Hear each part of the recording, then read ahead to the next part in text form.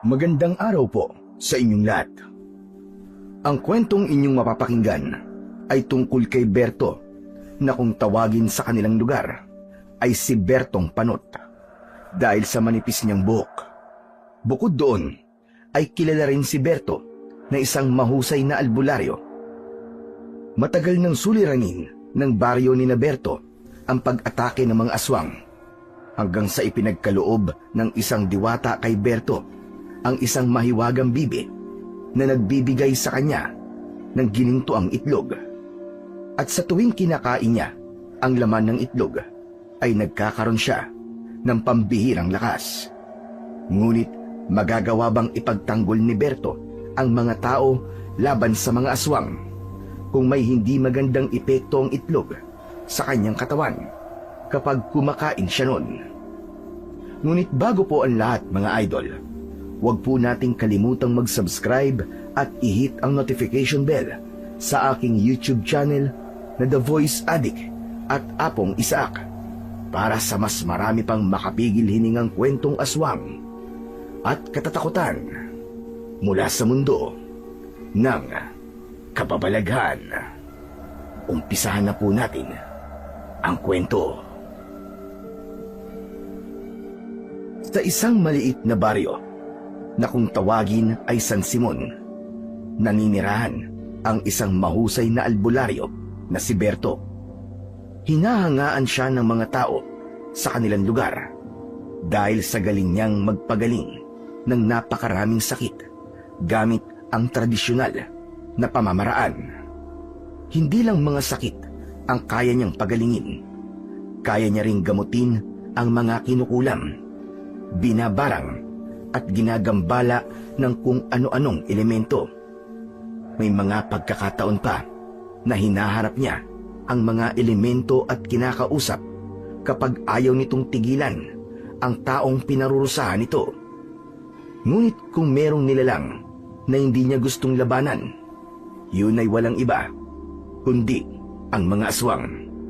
May takot siya sa mga nilalang na yun sapagkat nung bata pa siya ay pinatay ng mga aswang ang nanay niya at nasaksihan niya yun.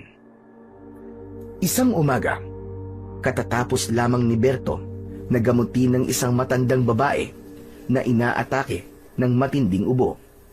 Pagkaalis ng matanda ay siyang pagdating ng matalik niyang kaibigan na si Mokong na isang magsasaka. Hanep ah! Napakasipag talaga ng kaibigan ko. Magpahinga ka rin kahit minsan lang, Berto. Alam mo, sa tingin ko kaya lalong nagiging manipis siyang buhok mo, dahil sa puro ka pang gagamot. Wala ka lang tigil. Hindi ka nagpapahinga. Pambihira naman itong taon to. Buhok ko na naman ang nakita mo, Mokong. Kakaunti na nga lang palagi mo pang pinupuna. Hindi pa naman ganun katanda si Berto. Pero problema talaga niya noon pa ang pagnipis ng kanyang buhok. Halos makalbo na siya at may ilan pa nga na ginagawa siyang katatawanan. May mga tumatawag sa kanya na Bertong Panot. Kahit totoo, ay naiinis pa rin si Berto sa mga taong tumatawag sa kanya ng ganun. Ikaw kasi, ayaw mo makinig sa akin. Di ba ang sabi ko sa'yo magbasag ka ng itlog, tapos ipahid mo dyan sa ulo mo. Patuyuin mo at ibabandang kahit 1 oras, saka mo banlawan. Tignan mo at tutubo ulit yung buhok mo at hindi ka natatawagin na Bertong Panot. Pwede ba, Mokong? Huwag mo nang ipilit yung question mo para tumubo ulit yung mga buhok ko. Nasa lahi talaga namin ang pagiging panot at kalbo. Kaya tinanggap ko ng ganito ang buhok ko. Saka, alam mo namang ayaw na ayaw ko ng itlog, di ba? Hindi ba't nangangati ang balat ko sa tuwing kumakain ako ng itlog? Tapos ayoko talaga ng amoy ng itlog. Napakalansa. Kadiri. Grabe, arte naman ito, parang itlog lang Ang sarap-sarap kaya ng itlog. Lalo na sa umaga. Yung prito tapos malasado yung pula. Ay, Diyos ko, nakakapaglaway. Bigla tuloy ako nagutom Hoy, Mokong, hindi ako maarte Sadyang hindi lang talaga para sa akin ang itlog. Kasi nga, may hindi magandang epekto sa akin kapag kumakain ako. Teka nga, ano bang ginagawa mo rito? At ang aga-aga mong mangapit bahay. Wala naman. Naiinip kasi ako sa bahay Kaya naisipan kong pumunta rito. Saka, ikikwento ko na rin sa'yo ang pinag-uusapan ngayon dito sa San Simon. Ano naman yung ikikwento mo? Na may buntis? O kaya, nahuli ni ano si ano na may kabit? Ganun ba? Pambira, nako ka Mokong. Kalalaki mong tao napaka-chismoso mo. Hindi maganda yung nakikialam ka sa buhay ng may buhay. Intindihin mo sarili mo. Grabe ka mangusga sa akin, Chong. Hindi to chismis lang, no? Hindi ba? Kapag chismis, madalas walang katotohanan. Pero tong ikikwento ko sa'yo, totoong totoo to. Aber, sige nga. Ano ba yung ikikwento mo? Alam mo ba, na may aswang na namang umatake dito sa San Simon. Kilala mo naman siguro si Aling Seni, di ba? Hindi ba buntis yun? Teka, si Aling Seni buntis? Paano mabubuntis yun? Hindi ba may edad na yun? May tawag sila sa ganun. Ano ka ba? Ano nga ba yun? Menopause pregnancy. Yun, menopause. Ayun na nga. Dahil buntis si Aling Seni, inatake siya ng aswang sa bahay nila. Mabuti na lang at nakasigaw siya. Kaya narinig ng mga kapitbahay niya. Aba, kung hindi siya nakasigaw at hindi siya natulungan, malamang patay na ngayon si Aling Seni. Saka yung baby niya sa tiyan. Pero sa bagay, hindi na rin kasi bago dito sa lugar natin ang mga pag-atake ng aswang, di ba? Parang simula nang magkaisip ako may mga aswang na dito Pero hindi porket nasanay na tayo, ay normal lang isang bagay. Gaya na lang ng mga aswang-aswang na yan. Wala man lang bang ginagawa si Kapitan Roldan sa mga nangyayaring hindi maganda dito sa San Simon? Ewan ko ba doon kay Kapitan? Mukhang hinahayaan lang ang pagsalakay ng mga aswang baka naman natatakot din siya. Lahat naman tayo takot sa mga aswang, di ba? Kahit na Mokong, siyang namumuno dito sa lugar natin Kaya dapat, pinapangunahan niya ang pakikipaglaban sa mga aswang. Kahit naman ang nakatataas walang pakialam sa nangyayari dito sa San Simon. Parang kinalimutan na tayo. Akala kasi nila ay hindi totoo ang pag-atake ng mga aswang na nangyayari dito sa atin. Hindi mo rin naman sila masisisi, Berto Kasi marami pa rin ang hindi naniniwala sa mga aswang sa panahon ngayon. Matagal ng problema ng San Simon ang pag-atake roon ng mga aswang. May ilan nang namatay dahil sa mga aswang. Hindi lang mga hayop, kundi mga tao. Nagpapasalamat na lamang si Berto na hindi umaatake ang mga aswang sa bahay niya. At dahil yun, sa isang medalyon na nakasabit sa may pinto ng kanyang bahay. Ang naturang medalyon ay ibinigay pa sa kanya ng namatay niyang lolo na noon ay kilalang antingero at albularyo sa San Simon. Makakapasok lang sa bahay niya ang isang aswang kapag siya mismo ang nag-imbita ritong pumasok doon, na sigurado siyang imposibleng mangyari. Nang may dumating na nanay na kasama ang anak nitong may sakit sa bahay ni Berto, ay nagpaalam na sa kanya si Mokong. Sa gitna ng panggagamot niya, ay dumating doon si Kapitan Roldan. Walang imik na naupo ang kapitan sa isang tabi habang pinapanood ang panggagamot ni Berto sa bata.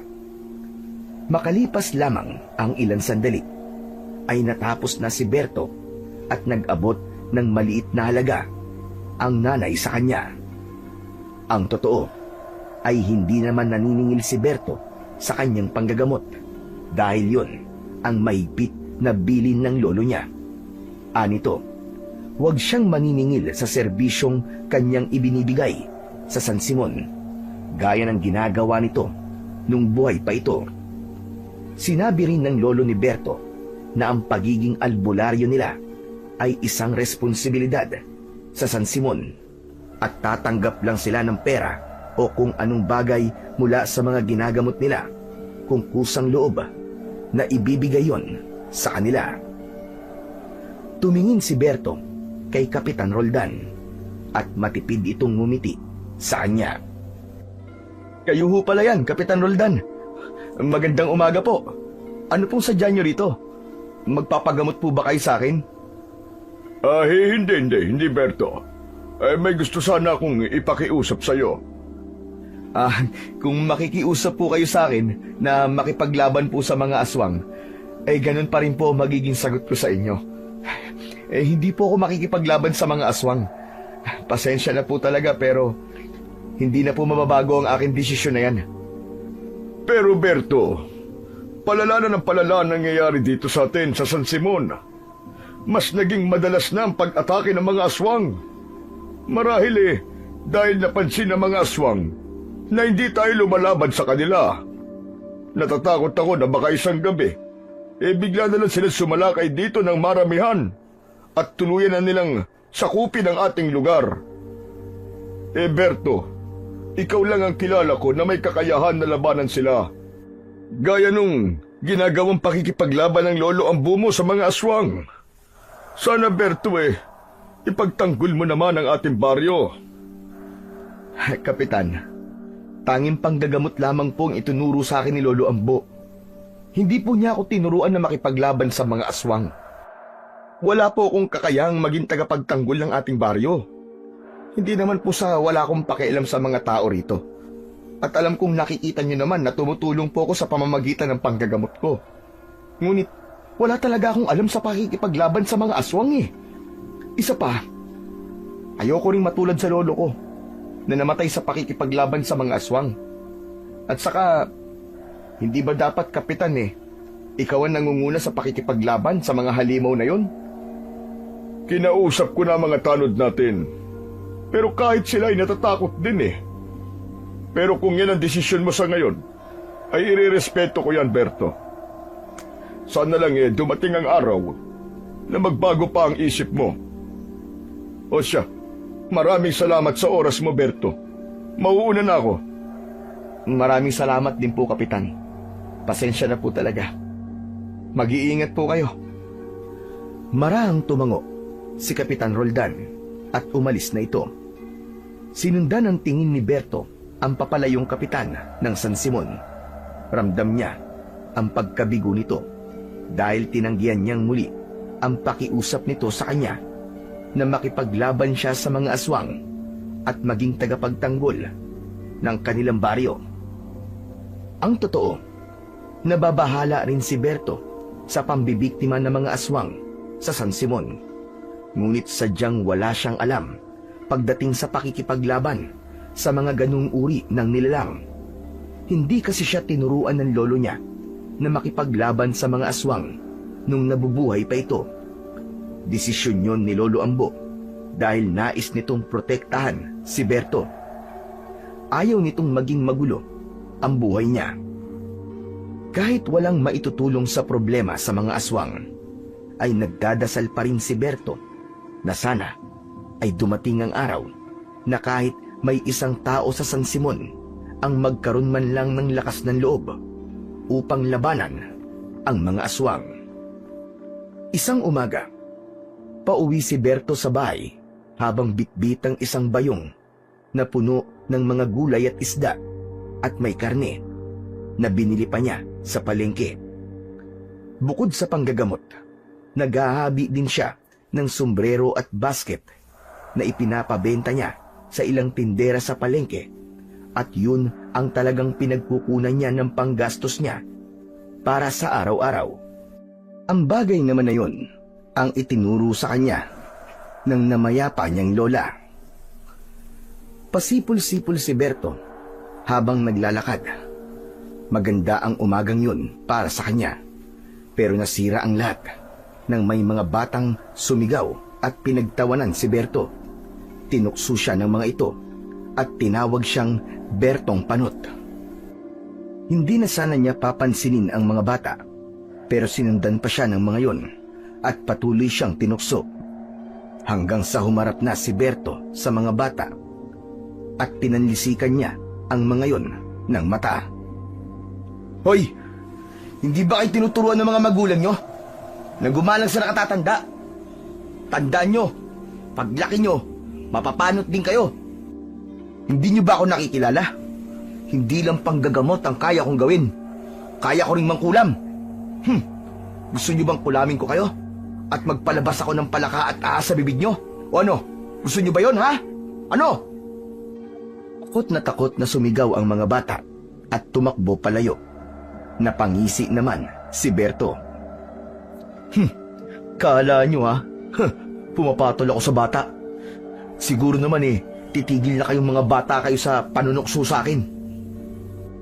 Pagharap ni Berto sa unahan niya, ay nakita niya ang kaibigan niyang si Mokong na papalapit sa kanya. Hoy, Berto! Anong ginawa mo? At parang takot na tumakbo yung mga bata palayo sa'yo. Tinakot ko lang ng konti. Paano? Tawagin ba naman akong Bertong panot ng mga batang yon? Mga hindi marunong gumalang sa mas nakakatanda sa kanila. Mga bastos. Bakit parang napipikod ka, Chong? Hindi ba panot ka naman talaga. Nagsasabi lang naman sila ng totoo Mamaya, magsumbong pa mga ngayon sa mga magulang nila tapos magkaroon ka pa ng kaaway, pambihira ka talaga, oo. Hindi mo nalang pinagbigyan. Wala akong pakialam kahit magsumbong pa sila sa mga magulang nila. Mas maganda nga yun para puntahan ako ng nanay at tatay nila. At ako na magsasabi sa mga yon na turuan nila ng magandang asal ang kanilang mga anak. Hay nako, ewan ko sa'yo, Berto.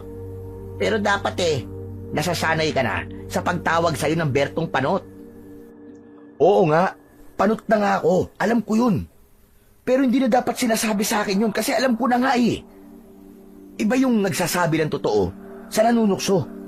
Saka dapat, habang bata pa ang mga yun malaman nila na mali ang ginagawa nila. Oo na. Hindi na ako makikipagtalo sa'yo. At teka, oo nga pala. Ang totoo niyan ay gusto kitang makausap Pumunta ako sa bahay mo pero wala ka naman doon.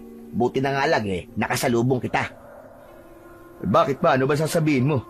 Magkikwento ka na naman ba sa akin ng tungkol sa mga aswang-aswang? Hindi, ano ka ba? Magpapaalam kasi ako sa'yo. Kasi pupunta muna ako sa Maynila. Siguro 1 buwan din ako doon. Baka kasi magtaka ka at wala na ako sa bahay. Tapos, mamimiss mo ko. Bakit naman kita mamimiss, Aber? Shota ba kita? Saka, ano bang gagawin mo sa Maynila, Chong? Parang biglaan yata. Biglaan talaga. Wala nga to sa plano ko Nakatanggap kasi ako ng sulat kahapon. Yung lola ko kasi sa tatay ko may sakit. Ang sabi baka mamamatay na. Alam mo na, kailangan nandun ako. Sandali, akala ko ba ang sabi mo ulila ka na? Yun nga rin ang alam ko Akala ko, nang mamatay ang nanay at tatay ko, ay wala na akong pamilya. Hanggang sa may dumating na sulat sa akin kahapon. Doon ko nalaman na buhay pa pala ang lola ko. Nagpaalam lang ako sa'yo kasi paniguradong hahanapin mo ko Pero alam mo, Chong, sa tingin ko, mas mabuti siguro na doon ka na lang sa Maynila. Kasi, hindi naligtas dito sa San Simon dahil sa mga aswang-aswang na yan Nung isang araw nga kinausap ako ni Kapitan Roldan. Gusto niya na pangunahan ko ang pakikipaglaban sa mga aswang. Anong sinabi mo sa kanya? Pumayag ka ba? Hindi no. Bakit naman ako papayag? Wala naman akong kaalam-alam sa pakikipaglaban sa mga aswang. Hindi yun itinuro sa akin ni Lolo Ambo. Sa bagay, mahirap sumabak sa gera na wala kang alam kung paano makipagbakbakan. O paano, Chong? Uwi na ako. Mag-i-empake pa ako ng mga damit ko O sige, Chong. Mag-iingat ka. Magkita na lang tayo pagkatapos ng 1 buwan. Tinapik ni Mokong si Berto sa balikat at saka ito naglakad palayo. Hindi kayang itanggi ni Berto na malungkot siya sa biglaang pag-alis ni Mokong kahit 1 buwan lang itong mawawala sa San Simon. Kahit ugali ni Mokong na asarin siya, ay gumagaan ng pakiramdam niya kapag kasama at kausap niya ito. Si Mokong lang ang masasabi niyang kaibigan at ang hindi ito makita ng 1 buwan ay mahirap para sa kanya. Ngunit ganun pa man, wala siyang magagawa kundi hayaan si Mokong na pansamantalang mawala sa San Simon dahil importante naman ang gagawin nito sa Maynila. Sa mga lumipas na araw ay patuloy pa rin naririnig ni Berto ang mga kwento-kwento tungkol sa mga aswang. Patuloy niyang ipinagkikibit-balikat ang mga yon, at mas pinagtuunan niya ng atensyon ang kanyang pagiging albularyo. Hindi man siya nakikipaglaban sa mga aswang, para sa kanya ay sapat nang tumutulong siya sa mga tao sa pamamagitan ng kanyang panggagamot, at ang pakikipaglaban sa mga aswang ay hindi nasakop ng kanyang responsibilidad. Isang umaga, habang bumibili si Berto ng tinapay sa tindahan, ay narinig niya ang usapan ng mga taong nakatambay sa tindahan na yon. Napag-alaman niya na isang magsasaka ang pinaghihinalaang kinuha ng mga aswang dahil 3 araw na yung nawawala. Sanay na si Berto sa mga ganong usapan, kaya hindi niya na yon pinansin. Matapos makabili ng tinapay, ay naglakad na pauwi si Berto. Sa hindi inaasahang pagkakataon, ay nakasalubong niya si Kapitan Roldan. Agad niyang napansin ang pagkabahala sa mukha nito. Berto, baka pwede kitang kausapin ngayon. Kapitan, kung tungkol na naman yan sa pagpilit niyo sa akin na makipaglaban sa mga aswang, hindi pa rin po nagbabago ang aking desisyon. At kahit ano pong mangyari, ay hindi na po yun magbabago. Hindi ka ba naaawa sa mga tao dito sa ating lugar? Halos sunod-sunod nang nawawala.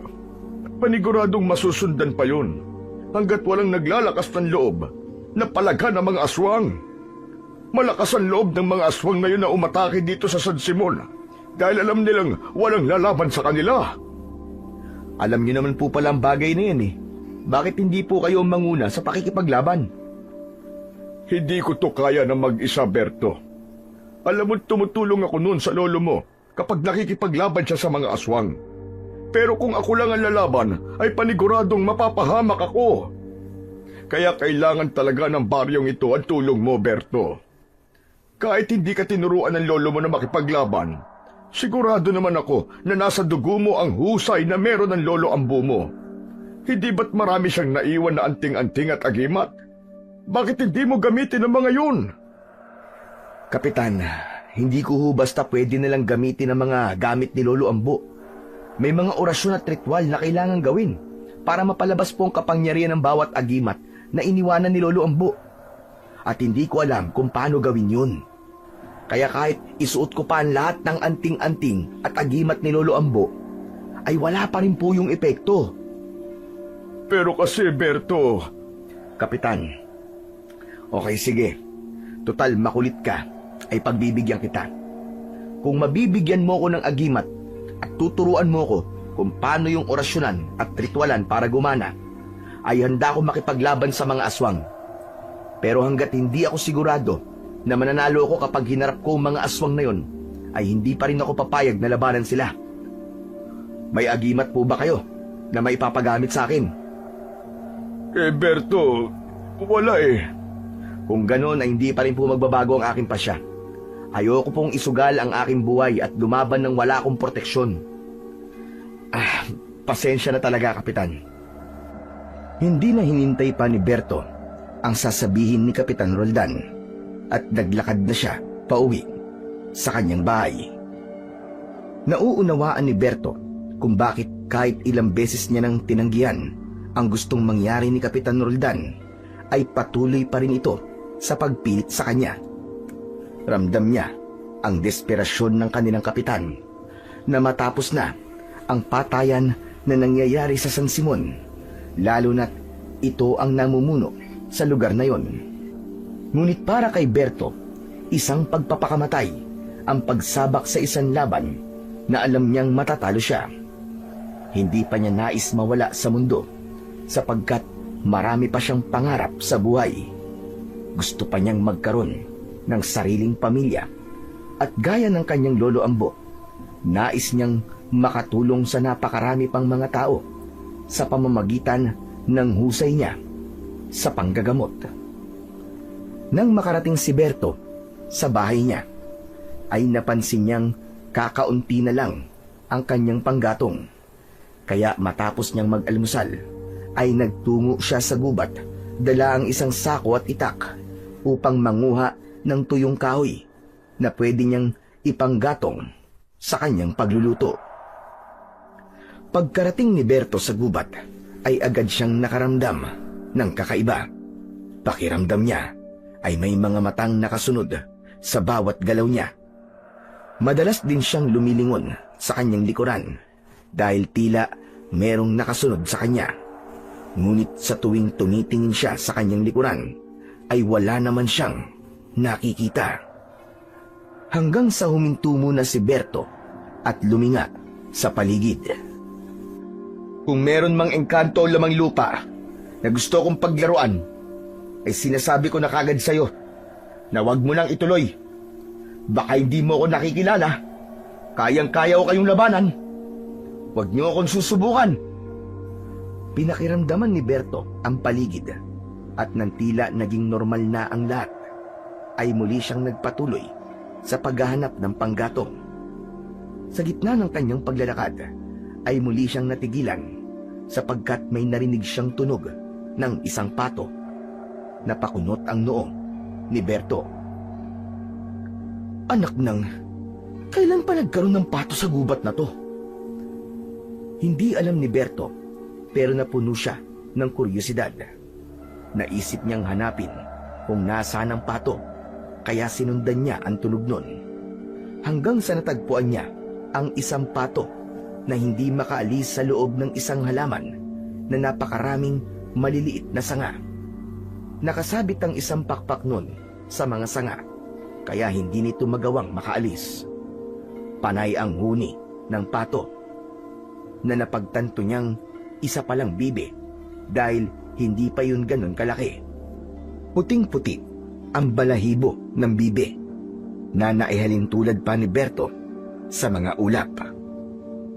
Napailing si Berto habang nakatingin sa kaawa-awang bibe. Ano ba kasing pumasok sa utak mong bibi ka? At pumunta ka dyan. Tignan mo, hindi ka na tuloy makaalis. Teka, sandali. Pakakawalan kita dyan. Kawawa ka naman. Yumuko si Berto. Gamit ang itak, ay maingat niyang pinutol-putol ang mga sanga ng halaman. Nang magkaroon na ng espasyo ang bibe, ay kinuha yun ni Berto at inilapag sa lupa. Malakas na ikinampay ng bibe ang pakpak nito at humuni habang nakatingin sa kanya. Pakiramdam tuloy ni Berto ay nagpasalamat ang bibe sa kanya. Walang anuman. O sige na, umalis ka na. Umuwi ka na sa amo mo at huwag ka na ulit susuot sa mga halaman, ha? Magpasalamat ka at ako nakakita sa'yo. Dahil baka akong iba sigurado, adobo ka na. Nagulat si Berto nang biglang may puting liwanag na lumitaw sa tabi ng bibe. Napaatras siya dahil akala niya ay may kung anong sumabog. Isang nilalang ang unti-unting nabuo mula sa liwanag na yun hanggang sa naging isa yung napakagandang babae. Kulay ginto ang mahabang buhok ng babae. Nakasuot ito ng kulay puting damit na umaabot hanggang sa talampakan ang haba. May mga maliliit na bulaklak sa buhok nito na may iba't ibang kulay. Humikislap ang buong katawan ng babae na parabang napapalibutan yun ng napakaraming bituin. Pinakalma ni Berto ang kanyang sarili. Hindi na bago sa kanya ang makakita ng ganung nilalang at alam niya ang babaeng nasa kanyang harapan ay isang diwata. Maayos na tumindig si Berto. Sino ka? At bakit nagpapakita ka sa akin? Huwag kang matakot, Berto. Hindi kita sasaktan. Ako ay isa sa mga diwatang naninirahan sa kagubatan ito. Ang aking pangalan ay Salinday. Ang bibi na iyong niligtas ay aking alaga na si Ulap. Nais kong magpasalamat sa kabutihan na ginawa mo para sa kanya. Walang anuman, Salinday. Ginawa ko lang naman kung ano ang tama.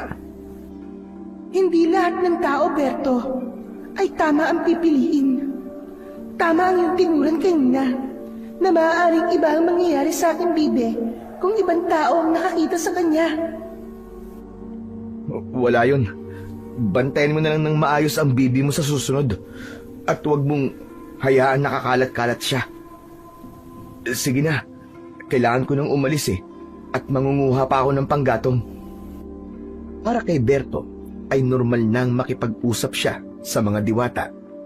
Simula kasi nang imulat siya ng lolo ambu niya sa mga nilalang na gaya ng diwata, engkanto, duwende at kung ano-anong elemento at lamang lupa, ay nasanay na siya na makakita at makipag-usap sa mga ito.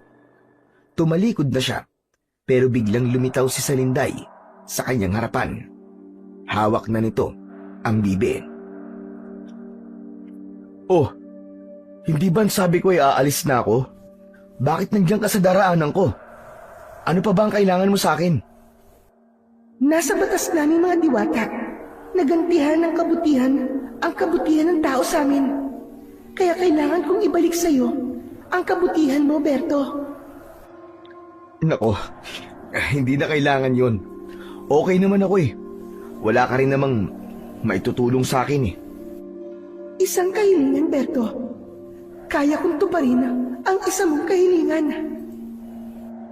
Sandaling natigilan si Berto sa sinabing yun ng diwatang si Salinday. Agad niyang naisip na baka maaari niyang hilingin sa diwata na patubuin ito ang buhok niya sa ulo para hindi na siya tawaging Bertong Panot. Pero nag-isip pa siya ng ibang bagay na pwede niyang hilingin. Isang bagay na hindi lang siya ang makikinabang, kundi ang buong San Simon. Hanggang isang hiling ang naisip ni Berto. Talaga? Kaya mong tuparin ang kahilingan ko? Kahit na anong hiling? Kung ang iyong kahilingan ay saklaw ng aking kakayahan at kapangyarihan, ay mabibigyan ko to ng katuparan. Kaya sabihin mo sa akin, Berto, ano ang iyong kahilingan?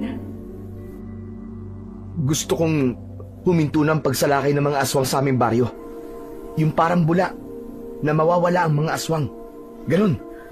Alam mo kasi, maraming taon na naming problema ang mga aswang na yun Ano, kaya mo bang tuparin ang hiling ko na yun, Salinday? Hindi lingid sa aking kaalaman ang nangyayari sa inyong baryo, Berto. Ngunit ikinalulungkot ko, hindi saklaw ng aking kapangyarihan ang paglahuin o patayin ang isang nilalang. Kahit ito ay kampo ng kadiliman, hindi ko rin kayang buhayin ang patay para sa iyong kaalaman. Sabi ko na nga, hindi mo yung kayang gawin. May limitasyon ang aking kapangyarihan bilang isang diwata, Berto. Hindi lahat ng hiling ay kaya kong bigyan ng katuparan. Kaya mag-isip ka pa ng iba mong hiling, Berto. Alam ko na, Salinday. Bigyan mo ko ng isang bagay na magagamit ko sa pakikipaglaban sa mga aswang. Alam mo kasi, Salinday, gusto ko talagang labanan ng mga aswang, gaya ng ginagawa nun ng lolo ko, nung boy pa siya. Kaya lang, ayoko makipaglaban sa mga aswang dahil wala akong agimat o anting-anting na magbibigay sa akin ng proteksyon ng lakas. O ano, mabibigyan mo ba ako ng panlaban ko para sa mga aswang? Matipid na ngumiti si Salinday. Bahagya itong lumapit kay Berto at ibinaba nito sa lupa ang hawak nitong bibe. Tama nga ang aking nararamdaman sa iyo, Berto. Busilak ang iyong puso dahil mas iniisip mo ang ibang tao kesa sa iyong sarili. Alam ko na ang una mong naisip na hilingin ay ang patubuin at palaguin ng iyong buhok, pero hindi yun ang hiniling mo sa akin. Ibig sabihin, nababasa mong nasa isip ko? Anak ng nakakahiya na tuloy. Oo, Berto. Nababasa ko ang tumatakbo sa iyong isip. At pinatunayan mo sa akin na mabuti kang tao at nararapat kong pagbigyan ng iyong kahilingan. Bibigyan kita ng isang bagay na magagamit mo sa pakikipaglaban sa mga aswang. Isang bagay na bibigyan ka ng kakaibang lakas at tapang na higit pa sa maibibigay sa iyo ng kahit na anong agiman. Kaya pansamantala kong ibibigay sa iyo ang aking alagang bibi na si Ulap. Huwag kang mag-alala dahil kayang mabuhay ni Ulap nang walang pagkain at tubig. Ano? Teka. Ang sabi mo ay bibigyan mo ako ng bagay na magagamit ko sa pakikipaglaban sa mga aswang, di ba? Bakit gagawin mo akong caregiver niyang bibi mo? Hindi ko ibibigay sa iyo ang alaga kong bibi para ito ay iyong alagaan. Siya kasi ang magbibigay sa iyo ng bagay na magbibigay sa iyo ng lakas at tapang. Sa tuwing kailangan mo makipaglaban sa mga aswang, ay mangingitlog ang aking bibi. At sa sandaling kainin mo ang laman ng itlog, ay magkakaroon ka ng lakas at tapang na iyong kinakailangan. Ay, hindi. Ayoko ng itlog. Nangangati ang balat ko kapag kumakain ako yan. Saka ayoko ng amoy ng itlog eh. Malansa yan sa pang-amoy ko.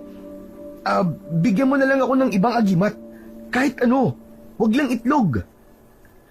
Ngunit yan lamang ang bagay na meron ako na solusyon sa iyong problema. Dito mo rin mapapatunayan kung hanggang saan ang kaya mong gawin para protektahan ang mga tao sa inyong lugar. Kaya ikaw na muna ang bahala sa alaga kong bibi. At saka ko na lang siya kukunin kapag nagtagumpay ka na sa iyong misyon. Hangad ko ang iyong tagumpay, Berto. Hanggang sa muli. Teka, Salinday! Sandali lang! Hindi naman ako kumakain ng... Hindi na nagawang tapusin ni Berto ang sasabihin niya dahil biglang naglaho na si Salinday. Ang tanging naiwan doon ay ang alaga nitong bibe na nakatingin sa kanya. May inis na tinitigan ni Berto ang bibe na si Ulap. Hindi siya makapaniwala na sa dami ng pwede niyang kailangang kainin para lumakas siya ay ang pagkain pa na ayaw niya. Kaya nang sandaling yun ay naisip niya na huwag tanggapin ang bibe na pansamantalang ibinigay sa kanya ng diwatang si Salinday. Hoy bibe, huwag mo akong tinitignan ng ganyan ha. Ayoko sa'yo at ayoko sa itlog mo. Bumalik ka na sa amo mong diwata. Hindi kita kailangan. Tumalikod na si Berto at nagsimula na siyang lumakad palayo. Ilang beses din siyang lumingon upang siguraduhin na hindi susunod sa kanya ang bibe. Nanatili naman ang bibe sa kung saan niya yon iniwan. Aba, ayos ah. Mukhang nakakaintindi naman palang bibi na yun. Mabuti naman. Mukhang nabudol ako ng diwatang yun sa kahilingan ko ah. Pambihira na yan oo. Hindi naman niya tinupad ang kahilingan ko eh. Habang tinatahak ni Berto ang daan palabas ng gubat, ay isinabay na niya ang pamumulot ng mga kahoy na pwede niyang ipanggatong. Nang makalabas na siya ng gubat, ay nagawa niyang mapuno ang dala niyang sako ng mga panggatong. Pasipol-sipol siyang naglalakad hanggang sa makarating na siya sa kanyang bahay. Dinala ni Berto ang mga nakuha niyang panggatong sa likod ng bahay at maayos niya yung isinalansan. Dahil maaga pa para magluto siya ng pagkain para sa tanghalian at wala pang nagpapagamot sa kanya, ay naisipan niyang magpahangin muna. Sa pagpasok niya sa kanyang bahay, ay napasigaw siya nang makita niya ang bibe na nakaupo sa ibabaw ng kanyang papag. Hoy! Anak ng pato! Anong ginagawa mo rito? Paano nauna ka pa rito? Ay! Oo nga pala. Alaga ka nga pala ng diwata, no? Kaya malamang ay may kapangyarihan ka rin. Pero hindi ka na dapat nagpunta pa rito. Hindi mo ba ako naintindihan kanina? Hindi kita kailangan. Halika na nga. Ibabalik na kita sa gubat. Dinampot ni Berto ang bibe at dinala niya yon sa loob ng gubat. Pagkalapag niya sa bibe sa lupa, ay muli niya yung kinausap. Alam kong naiintindihan mo ako, bibe ha. Huwag ka nang sumunod sa akin. Sabihin mo kay Salinday na hindi ko talaga kayang kainin ng itlog mo kasi ayoko sa itlog, hindi ako kumakain nun. Dito ka lang. Kapag sumunod ka pa sa akin, sige, adobo talaga ang kalalabasan mo. May pagbabantang tinignan ni Berto ang bibe bago siya nagdesisyon na maglakad palayo. Ngunit nakakailang hakbang pa lamang siya ay may naramdaman siyang kung ano. Huminto siya at nilingon niya ang bibe. Napansin niya na tila may lungkot sa aura ng bibe habang nakatingin yun sa kanya. Naisip niya na baka hindi maaaring makabalik ang bibi na yon sa diwata kapag hindi natapos ni Berto ang kanyang misyon. Tila lumambot naman ang puso ni Berto, kaya binalikan niya ang bibe. Ay nako! Sige na nga, isasama na nga kita sa bahay ko at baka kung ano pang mangyari sa'yo rito sa gubat eh. Pero ito ang tandaan mo ha, kahit ilang daang itlog pa ang ilabas mo, ay hindi ko kakainin yan. Nang dahil sa awa, ay wala nang nagawa si Berto kundi kunin ang bibe at iuwi yun sa bahay niya. Noon ay nag-alaga siya ng mga manok, kaya meron siyang kulungan sa likod ng kanyang bahay. Doon niya ikinulong ang bibe at sinigurado niya na hindi yun makakawala. Tinagabihan, mahimbing nang natutulog si Berto. Bigla siyang nagising nang may naramdaman siyang bagay na dumagan sa kanyang dibdib. Sa pagbukas niya ng mga mata niya, ay nagulat siya nang makita ang bibe na nakatayo sa ibabaw niya. Napabalikwas siya ng bangon, kaya lumipad ang bibe at pumunta yon sa kanyang paanan. Anak ng pato talaga, oo. Paano ka nakawala sa kulungan mo, ha? Hindi ba sabi ko sa'yo? Doon ka lang. Tumayo si Berto. Sinindihan niya ang gasera upang magkaroon ng liwanag sa loob ng kanyang bahay. Unang gabi pa lang ng bibe sa bahay niya ay problema agad ang dinala nito. Ayaw niya kasi na naiistorbo ang pagtulog niya, lalo na't nahihirapan na siyang makabalik sa pagtulog kapag nagising na siya. Alam mo ikaw, pinayagan na nga kitang sumama sa akin dito, tapos nangiistorbo ka pa ng tulog. Kung ayaw mo matulog, magpatulog ka. Napakunot ang noo ni Berto nang biglang nanginig ng bahagya ang katawan ng bibe. Mabilis na gumalaw ang puweta nun at napanganga siya nang maglabas yun ng kulay gintong itlog. Namamanghang kinuha ni Berto ang ginintoang itlog at pinagmasdan niya yon ng maigi. Ayos ah! Gintong itlog mong bibi ka? Pwede ko ba tong ibenta? Napapitlag si Berto nang marinig niya ang boses ni Salinday na nagmumula sa bibe. Nararamdaman ni Ulap kapag may mangyayari o nangyayaring hindi maganda sa paligid. Sa sandaling maglabas siya ng gininto ang itlog, ay kailangan mong kainin ang laman ng itlog. Yun ay upang magkaroon ka ng kakaibang lakas at tapang, Berto. Ngunit tandaan mo na may hangganan ng bisa ng itlog sa iyo. Ito ay magtatagal lamang ng 1 oras. Teka, ibig mo sabihin ay may nangyayaring pag-atake ng aswang sa oras na to dito sa San Simon? Hinintay ni Berto ang kasagutan ni Salinday, ngunit hindi niya na muling narinig ang tinig ng diwata. Hanggang sa may narinig siyang sumisigaw na babae at humihingi ng saklolo. Bigla siyang kinabahan. Sigurado siya na may inaatake ng aswang sa kung saan. Muling tinignan ni Berto ang itlog. Alam niya na kung hindi siya kikilos kagad, ay isang buhay na naman ang mawawala nang dahil sa mababangis na aswang. Ngunit nagkaroon siya ng pagdadalawang isip kung kakainin ba niya ang itlog, dahil sigurado siya na magkakaroon yun ng hindi magandang reaksyon sa kanyang balag. Anak ng... Bakit kasi sa dami ng pwede kong kainin para lumakas eh? Bakit itlog pa eh?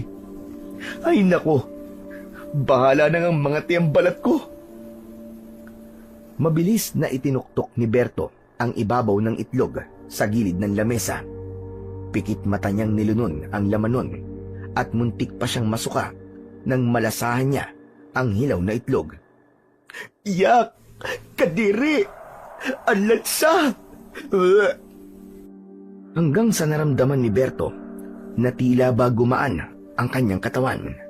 May kung anong malakas na enerhiya ang mabilis na gumapang sa buong katawan niya. Mas naging malinaw sa pandinig niya ang sigaw ng babaeng humihingi ng tulong. Totoo nga. Parang lumakas nga ang katawan ko dahil sa itlog na yun. Agad na kinuha ni Berto ang itak at lumabas siya ng bahay. Narinig niya ang sigaw ng isang babae mula sa kabilang dulo ng baryo. Nagmamadaling tumakbo si Berto. Sa bawat takbang niya ay ramdam na ramdam niya ang lakas mula sa itlog na kinain kanina. Nang makarating siya sa pinagmumula ng sigaw, ay nakita niya ang isang babae na nakasandal sa puno. Duguan ng braso ng babae habang papalapit dito ang isang aswang na naglalaway. Hoy, aswang! Ako ang harapin mo! Huwag mong pakialaman ng babae na yan! Tumakbo si Berto palapit sa aswang. Nang lumingon ang halimaw, ay sinubukan niya itong tagain, pero mabilis siyang nakaiwas. Nagtama ang mga mata nila ng aswang. Aba, mukhang mabilis ka rin ha? Pero tignan natin kung uubra ang bilis mo sa akin. Tumalon ang aswang papunta kay Berto. Susunggaban sana siya nito, pero mabilis siyang nakailag. Hindi siya makapaniwala na nakikita niya ang galaw ng aswang sa mas mabagal na paraan, kaya nababasa niya ang magiging pag-atake nito. Muling inatake ni Berto ang aswang at nagawa niya tong suntukin sa panga. Nang mapaatras ang aswang, ay sinundan niya yon at sinaksak niya ito ng itak sa tiyan. Paghugot niya ng itak ay sa leeg naman niya yon isinaksak. Malakas niyang sinipa ang aswang at wala na yung buhay nang bumagsak ng pasadsad sa lupa. Nang masiguro ni Berto na patay na ang aswang, ay agad niyang nilapitan ng babae. Nanginginig yun sa labis na takot. Miss, huwag ka na matakot. Ligtas ka na.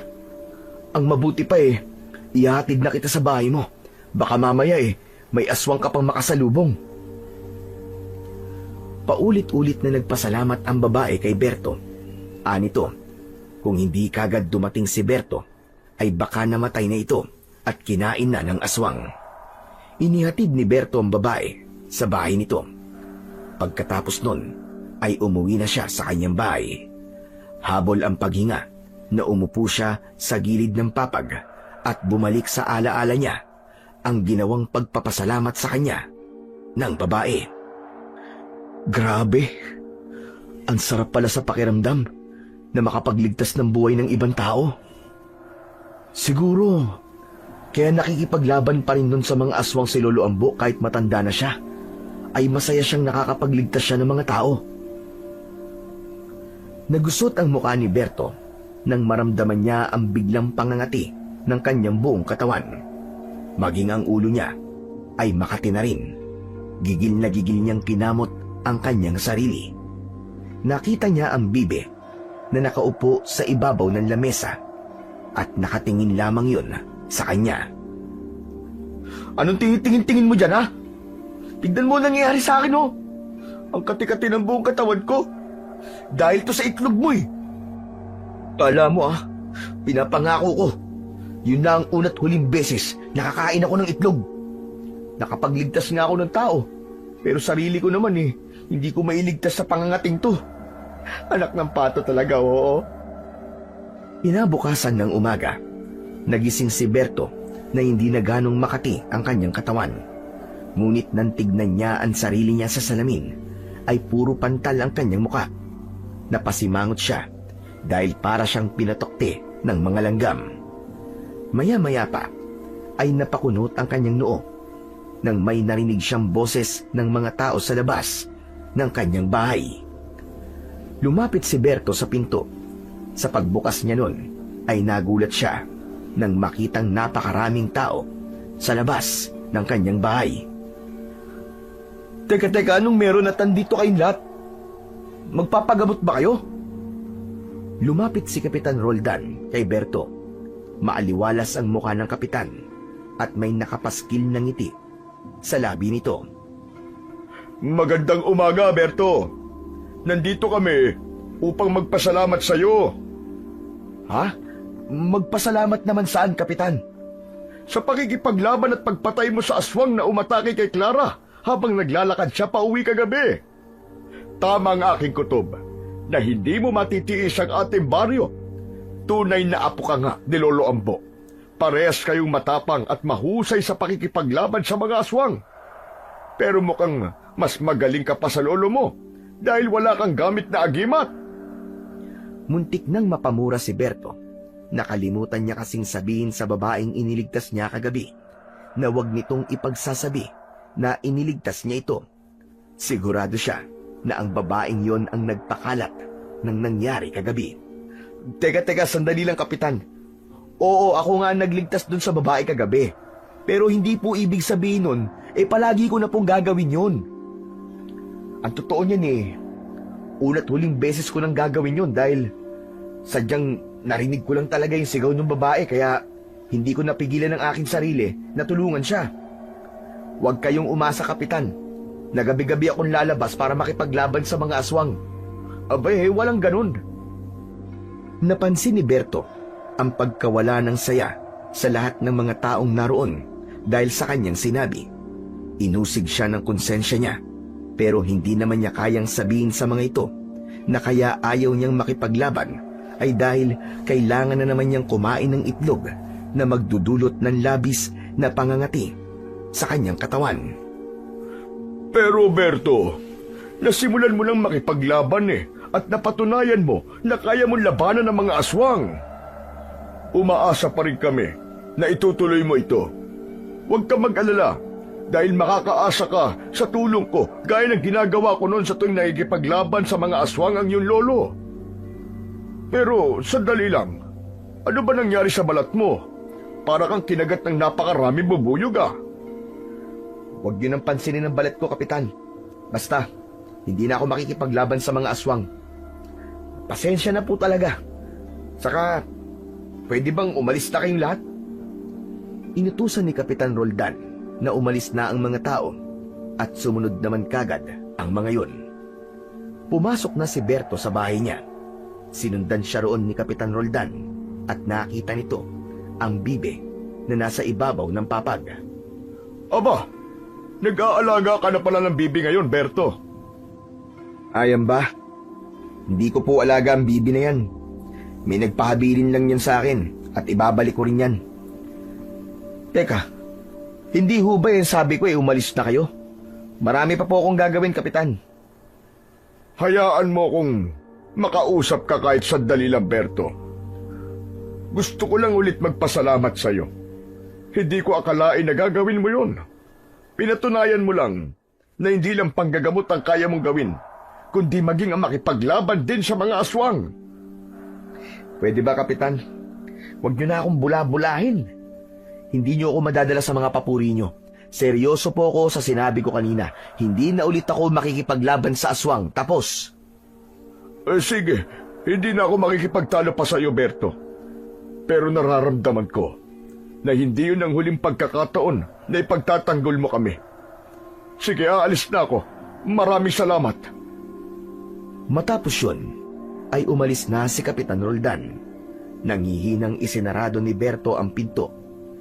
Sumandal siya sa pinto at nang makita niya ang bibe, ay bigla niyang narinig ang boses ni Salinday. Lubos akong natutuwa sa kabayanihang ibinamalas mo kagabi, Berto. Tama ang kapitan ng iyong lugar. Hindi pa yun ang huling beses na makikipaglaban ka sa mga aswang. Isinusumpa ko, yun na talaga ang huling beses sa Linday. Saka pwede bang kunin mo na yung bibi mo? Hindi ko na kailangan yan. Tignan mo naman itong nangyari sa balat ko matapos kong kainin yung itlog niyan. Tandaan mo, Berto, si Ulap ay mananatili sa'yo hanggat hindi mo napapalaya ang inyong baryo sa mga aswang. Babalik lang sa akin si Ulap sa sandaling ikaw ay magtagumpay sa iyong misyon. Hindi. Ayoko na. Binabawi ko na ang hiniling ko sa'yo. Hindi mo na yun maaaring bawiin, Berto. Hiniling mo na bigyan kita ng bagay na magagamit mo para makipaglaban sa mga aswang. At tinupad ko naman yun. Kaya kung nais mo na wag nang kumain ng itlog, ay wakasan mo na ang pagpapalaganap ng takot at kamatayan dito sa inyong lugar. Matapos yung sabihin ni Salinday, ay hindi na muling narinig pa ni Berto ang tinig ng diwata. Napailing na lang siya at labis siyang nagsisisi kung bakit ganun pa ang naging hiling niya. Kung alam niya lang sana na kailangan niyang kumain ng itlog para mas lumakas, ang pagtubo at paglago na lang sana ng kanyang buhok ang hiniling niya kay Salinday. Ngunit kahit na anong sabi ni Berto na hindi na siya makikipaglaban sa mga aswang, ay hindi pa rin niya napigilan ang sarili na kainin ang inilalabas na ginintuang itlog ng mahiwagang bibe sa tuwing may aswang sa kanilang lugar.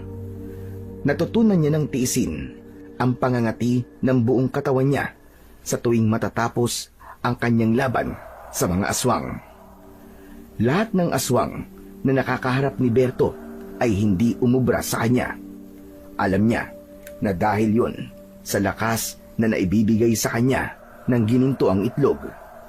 Hindi nagtagal, naging usap-usapan sa buong baryo ang kakayahan at kabayanihan ni Berto. Tinawag siyang tagapagligtas, bayani, at kahit pa na siya ay panot at may mga pulang pantal sa katawan, ay wala nang nangas na laitin siya. Hanggang sa tuluyan ng tinanggap ni Berto na kailangan niyang maubos ang mga aswang na umaatake sa kanilang lugar upang tuluyan na siyang makapagpahinga at makabalik na siya sa dati niyang normal na buhay. Isang umaga, abala si Berto sa pagpapahid ng langis sa mga pantal sa kanyang balat. Kagabi kasi ay isang aswang na naman ang kinalaban niya, kaya kinailangan niyang kumain ng ginintuang itlog. Maya-maya pa ay narinig niya ang paghuni ng bibe na nakaupo sa bintana. Nakasimangot na tinignan niya ang bibe at walang tigil yung humuhuni. Teka. Pinagtatawanan mo ba akong bibe ka? Para sa kaalaman mo, ikaw ang may kasalanan kung bakit ganito ang balat ko ngayon. Hindi na nawala itong mga pantal ko na to at ang pangangati sa balat ko dahil sa itlog mo. Nagulat si Berto nang biglang pumasok si Mokong sa kanyang bahay. Nakangiting lumapit si Mokong sa kanya at malakas siya nitong tinapik sa braso. Oy, Chong! Kumusta ka na? Oh, Mokong! Kailan ka pa bumalik galing Maynila? Kaninang madaling araw lang. O, di ba? Ang bilis ng mga araw, di ba? Nandito na ulit ako. Nadagdagan na naman ng gwapo dito sa San Simon kasi nandito na ako. Aba. Parang iba pala talaga ang hangin sa Maynila, no? Nadadagdagan pati ang pagiging mayabang mo eh. Grabe naman to. Suportahan mo na lang ako, Chong. Ikaw na nga lang ang nag-iisang kaibigan ko eh. Teka, sandali lang. Ano ba yung nangyari sa balat mo? Bakit para kang pinagsasampal? Eh paano? Kumain ako ng itlog. O akala ko ba ayaw mo ng itlog? Bakit kamain ka nun? Eh gusto ko na kasing mawala tong allergy ko sa itlog eh. Kaya kumain ako, sinubukan ko. May nagsabi kasi sa akin na kapag ganun daw ang ginawa ko, ay masasanay na ang katawan ko sa itlog. Grabe ka. Ibang klase rin ang trip mo eh, no? Baka mamatay ka sa ginagawa mong yan, ha? Mamatay ka agad? Pambihira ka, hindi pa ako pwedeng mamatay. Sa pagkakataon na yon, ay naisipan ni Berto na wag sabihin kay Mokong ang totoo. Para sa kanya, ay mas makabubuti kung walang makakaalam na sa ginintuang itlog na alaga niyang bibe, nagmumula ang lakas niya sa pakikipaglaban sa mga aswang. Hindi naman sa wala siyang tiwala kay Mokong, kundi nangangamba siya na baka madulas si Mokong at maikwento nito yon sa iba. Baka maging dahilan pa yon upang pag-interesan ng iba ang kanyang mahiwagang bibe. Oo nga pala, Chong. Totoo ba yung narinig ko sa mga chismosa dito na nakikipaglaban ka na raw sa mga aswang? Oo, Chong. Totoo yun. Talaga? Ang akala ko ba ayaw mo makipaglaban sa mga aswang. Huwag mong sabihin na gumagamit ka na ngayon ng agimat o anting-anting, ha? Hindi ba sabi mo hindi mo alam na gamitin ang anting-anting o agimat ng lolo mo? Hindi ako gumagamit ng agimat. Sariling lakas at diskarte ko yun kapag nakikipaglaban ako sa mga aswang. Grabe! Ikaw na! Hindi ako makapaniwala na magdidesisyon ka ng labanan ng mga aswang dito sa San Simon. Di ba dati kapag hinihimo ka ni Kapitan Roldan na labanan ng mga aswang matigas pa sa bato ang pagtanggi mo? Abay, anong nangyari? Anong nakapagbago sa isip mo, Chong? Naaawa na kasi ako sa mga tao rito, Mokong Ang tagal na rin nating hinahayaan ang mga pesting aswang na yun. Kaya oras na rin siguro para may lumaban sa kanila. Pero Chong, payong kaibigan lang mag-iingat ka. Baka sa ginagawa mo na yan, ay ikaw ang pag-initan ng mga aswang na yun. Bakit mo naman naisip yan? Aswang ka ba? At alam mo kung paano sila mag-isip? Sinasabi ko lang naman kung ano ang pwedeng mangyari sa'yo. Kasi ayoko mapahamak ka. Hindi malabong mangyari ang sinabi ko, lalo na kung makikilala ka ng mga aswang. Panigurado na ikaw ang pag-iinitan nila. Wala akong pakialam, Chong, kung pag-initan pa nila ako. Kung gusto nila sabay-sabay pa silang umatake rito sa bahay ko Aba. Napakayabang mo naman yata, Chong. Parang nahawaan na kagad kita ng pagiging mayabang ko Hindi, biro lang. Alam ko ang panganib na kinakaharap ko ngayon, Chong, sa pakikipaglaban ko sa mga aswang. Pero dahil nasimulan ko na to, hindi na ako hihinto hanggang sa mawala ang aswang dito sa San Simon. Naisip ko rin kasi na baka kailangan kong tapusin ang misyon ng lolo ko na hindi niya na nagawang tapusin kasi namatay na siya. Kung yan na talaga ang gusto mong gawin, ay hindi na kita pipigilan. Basta, Chong, huwag mong kakalimutang mag-ingat. Siguro kung sa paningin natin para lang mababangis na hayop ang mga aswang, ay baka nagkakamali tayo.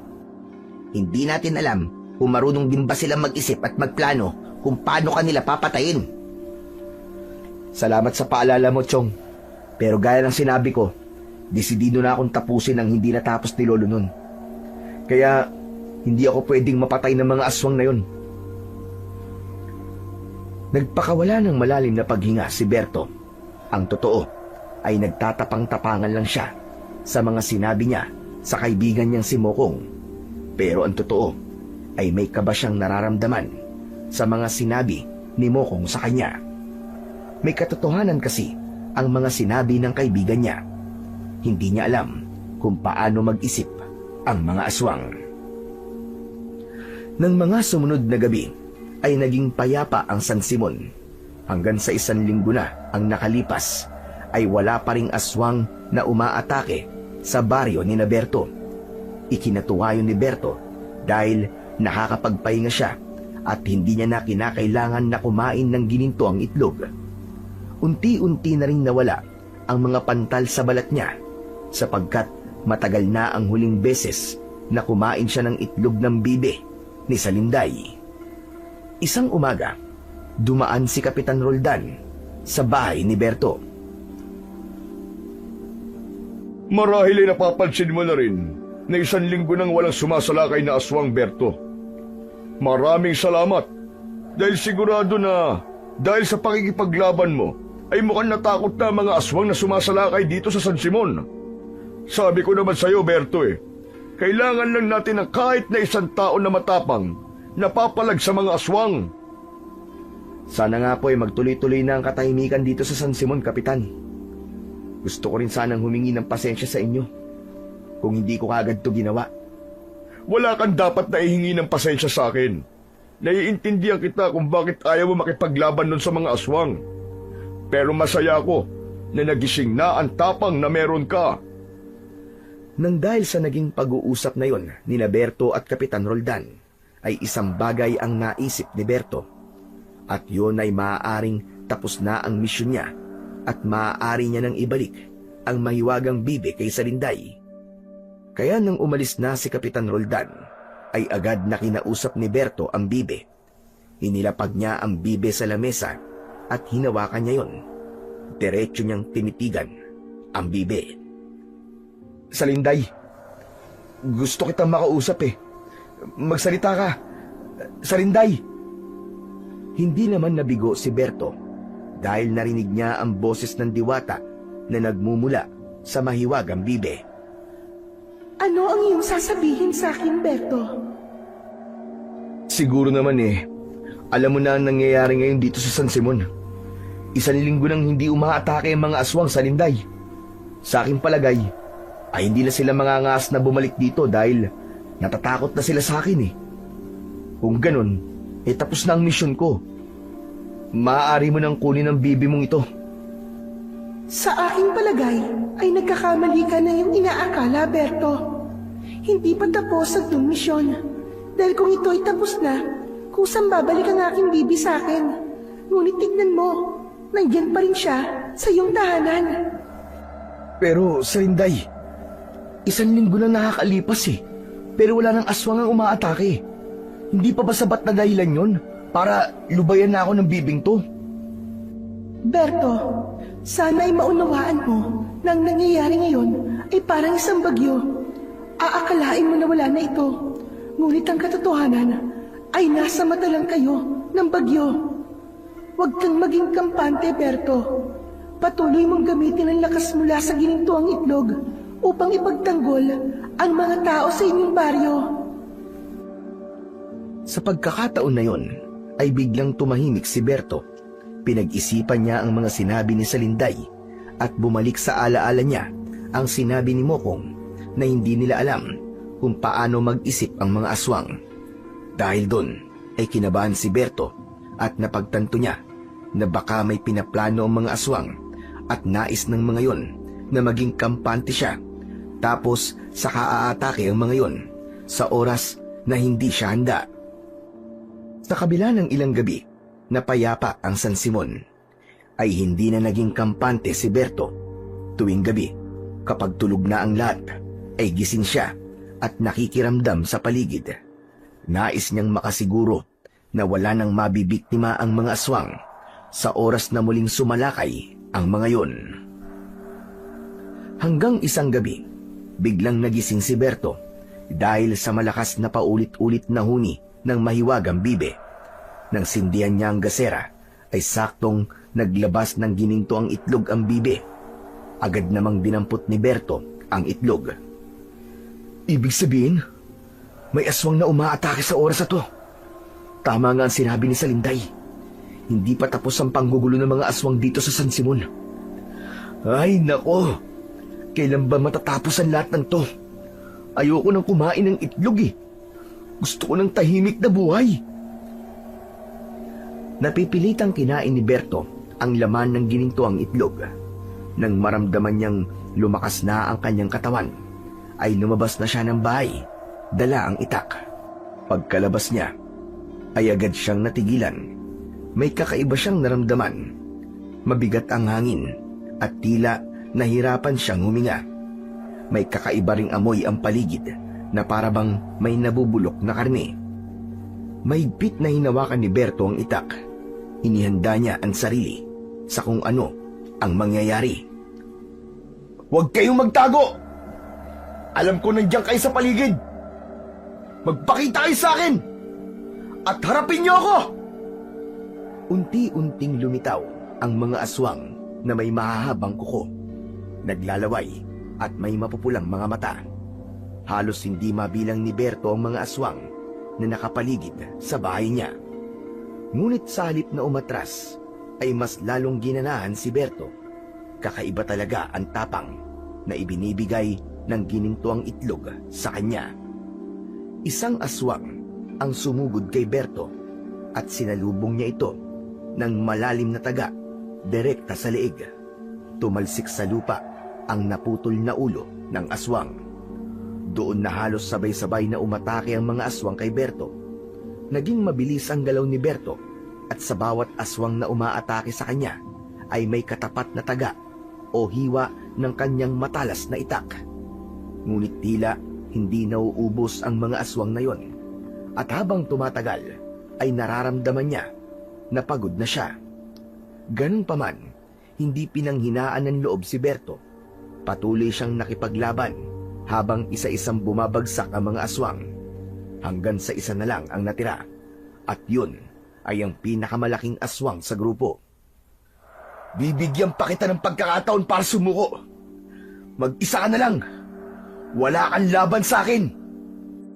Mabilis na sinunggaban ng aswang na yon si Berto. Sa bilis nito, ay matagumpay nitong nakagat ang braso ni Berto na dahilan para mabitiwan niya ang hawak na itak. Binuhat siya ng aswang at ibinalibag siya nun sa lupa. Impit na napasigaw si Berto. Nang hilakbot si Berto, nang makita niyang papalapit na sa kanya ang natitirang aswang. Ngunit bago pa tuluyang makalapit kay Berto ang aswang, ay dumating si Mokong na may dalang sibat. Itinarak ni Mokong ang sibat sa likod ng aswang at tumagos yun hanggang sa dibdib nito. Walang buhay na bumagsak sa lupa ang aswang. Nanlalaki ang mga mata ni Berto habang nakatingin sa kanyang kaibigan. Hindi siya makapaniwala na iniligtas siya nito. Lumapit si Mokong kay Berto at tinulungan siya nitong makatayo. Pumasok sila sa bahay at doon ay sinimulang linisin ni Mokong ang mga sugat ni Berto sa braso. Aray! Aray, dahan-dahan naman, Mokong. Pambihira ka, oo. Magtiis ka, Chong. Mukhang malalim ang sugat mo sa braso eh. Pero Chong, salamat ha. Kung di ka dumating, baka napatay na ako ng aswang na yun. Baka kwento na lang ako ngayon. Grabe, akala ko talaga kanina katapusan ko na. Magpasalamat ka kasi napadaan ako dito sa bahay mo at nakita ko na papatayin ka ng aswang na yon. Pero grabe, Chong. Ang daming aswang na sumalakay dito sa bahay mo. Sa tingin ko nga, Chong, nagdilang anghel ka eh. Tama ang sinabi mo nun. Mukhang nagplano ang mga aswang na sugurin ako rito para patayin ako. Ay, oo nga pala. Anong ginagawa mo sa labas ng ganitong oras? Tapos may dala ka pang sibat. Ano pa ba? Di tinutulungan ka ng patayin ng mga aswang. Nagro-ronda kasi ako. Naisip ko kasi na hindi naman pwedeng mag-isa ka lang na nakikipaglaban sa mga aswang, di ba? Aba, syempre, kaibigan kita eh. Kaya dapat tulungan kita. Buti ka pa, Chong. Tumutulong sa akin. Bakit mo naman nasabi yan? Si Kapitan Roldan kasi. At sabi niya, tutulungan niya ako na makipaglaban sa mga aswang. Pero ilang beses na ako nakikipaglaban sa mga aswang, kahit isang beses, hindi niya ako tinulungan. Masyado siyang paasa. Hayaan mo na si Kapitan Roldan, Chong. Baka kasi hindi na talaga niya kayang makipaglaban kasi tumatanda na siya eh. Hindi pwedeng hayaan ko lang na wala siyang ginagawa. Nangako siya at ang pangako ay pangako. Sa bagay, may punto ka naman eh. Ewan ko ba dyan kay Kapitan Roldan? Hindi naman siya panghuhusga, pero parang inaasa niya sa'yo ang obligasyon sa pakikipaglaban sa mga aswang eh. Hindi ba nakakapagduda na yon? Anong ibig mong sabihin na nakakapagduda? Ewan ko ha, hindi ko rin alam. Basta ang alam ko, at alam mo, ay palagi siyang wala sa tuwing nakikipaglaban ka sa mga aswang. O di ba? Isipin mo. Natigilan si Berto at nahulog siya sa malalim na pag-iisip. Ang totoo ay hindi rin niya maintindihan kung bakit hindi siya tinutulungan ni Kapitan Roldan sa pakikipaglaban sa mga aswang. Hindi na gaya dati si Kapitan Roldan na tumutulong sa lolo niya na makipaglaban sa mga aswang. Oh, okay na. Malinis sa tong sugat mo. Ikaw na ang maglagay ng benda. Sige, Chong, ako nang bahala. Maraming salamat talaga. Wala yun. Tumayo na si Mokong at napansin nito ang bibe na nakatayo sa gilid ng bintana. Aba, nag-aalaga ka na pala ng bibi ngayon? Ang ganda naman ng bibi mo. Sobrang puti ng balahibo. Lumapit si Mokong sa bibe at hahawakan sana niya ito, pero biglang lumipad ang bibe palabas ng bahay. Nang sandaling yon, ay biglang naisip ni Berto na sabihin na kay Mokong ang tungkol sa mahiwagang bibe. Napagtanto niya na karapatan niyong malaman ng kanyang kaibigan, lalo na't ito ang dahilan kung bakit buhay pa siya ng oras na yon. Hindi yun normal na bibilang, Chong. Ano ka mo? Teka, anong ibig mo sabihin? Paano hindi normal? Sasabihin ko na sa iyo ang totoo, Chong. Ang totoo, ay may ginagamit ako para magkaroon ako ng kakaibang lakas at tapang sa tuwing naikipaglaban ako sa mga aswang. Ibig sabihin, may ginagamit kang agimat? Oh, ang akala ko ba hindi mo alam kung paano gamitin ang mga agimat at anting-anting ng lolo mo. Hindi, Chong. Hindi agimat o anting-anting ni Lolo Ambo ang ginagamit ko, kundi ang ginintuang itlog ng bibi na nakita mo. Ang bibing yun ay pansamantalang ibinigay sa akin ng isang diwata sa gubat para makatulong sa akin kapag nakikipaglaban ako sa mga aswang. Sa tuwing may aataking aswang dito sa San Simon, ay nangingitlog ang bibi at kailangan kong kainin ng hilawang itlog para maging mas malakas ako at matapang.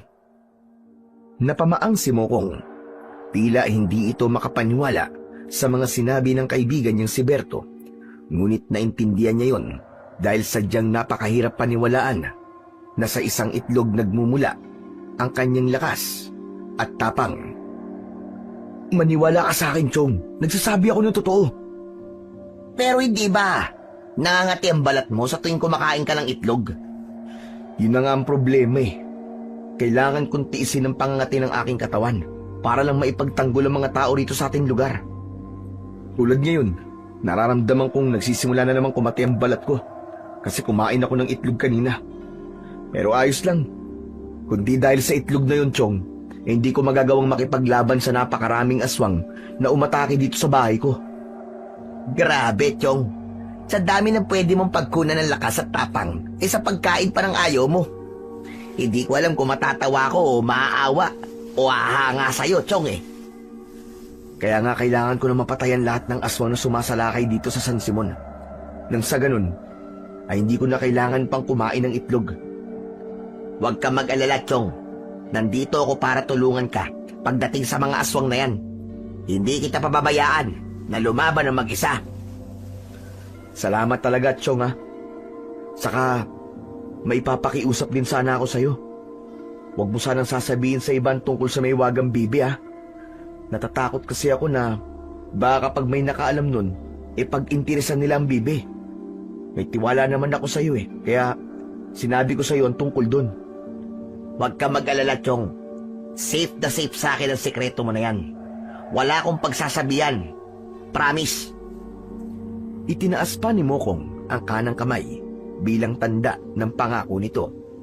Kampante si Berto, natutuparin ni Mokong ang sinabi nito dahil alam niyang batid nito kung gaano kadelikado kapag may ibang nakaalam kung saan nanggagaling ang kanyang lakas sa tuwing nakikipaglaban siya sa mga aswang. Pagsapit ng umaga, nagulat ang lahat ng tao sa San Simon nang makita ang napakaraming bangkay ng mga aswang sa harap ng bahay ni Berto.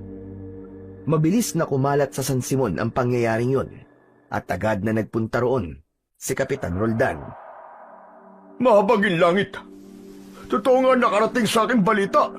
Napakaraming patay na aswang na nasa labas ng bahay mo, Berto. Baka naman kahit sa pagdidispatcha ng mga bangkay sa harapan ng bahay ko matulungan niyo na ako, Kapitan. Aba, oo naman. Hayaan mo. At kakausapin ko mga tanod ko upang alisin ang mga yun sa harapan ng bahay mo. Siguro mas makabubuti kung susunugin na lang ang mga yun.